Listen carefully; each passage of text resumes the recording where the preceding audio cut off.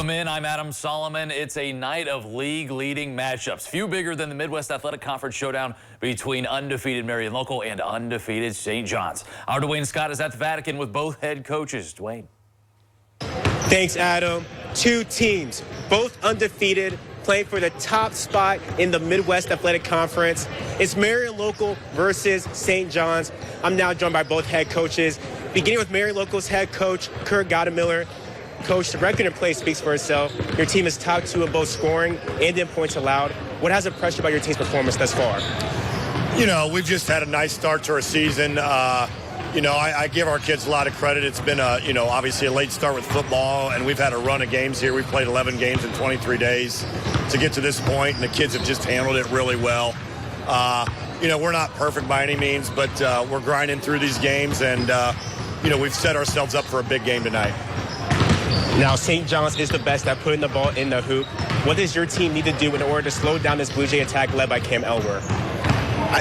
It's tough. He's a tremendous player. They put a lot of work in, so, you can appreciate how hard they work and how good they are. You just got to do what you can do to slow them down. I don't think you can key on any one guy. You got to try to take away everybody, but at the same time, number 11 is really, really good, so it's a tough challenge for sure. Thank you, Coach, for your time. Best of luck tonight. Thank you. Now to St. John's head coach, Aaron Elwer. Coach, Cam recently moved up in the all-time scoring list in the MAC. What are your thoughts on how Cam's been able to separate himself while also elevating the play of his teammates around him? Yeah, he's always done a really good job of that. He typically makes the right play, and if that's facilitating and getting his teammates involved, or, as I say, kind of pushing down the gas pedal and looking for his game a little bit, I think that's what sets him apart. He can do both of those at a high level, and really whatever the game dictates, he tends to do. Now, despite beating Marion Local last season, your team is 1-9 in the last 10 meetings against this team. What does your team need to do in order to continue to build upon this momentum? Yeah, I think it speaks volumes of how good Marion Local has been and the consistency with which they do things. Tough, gritty, they win.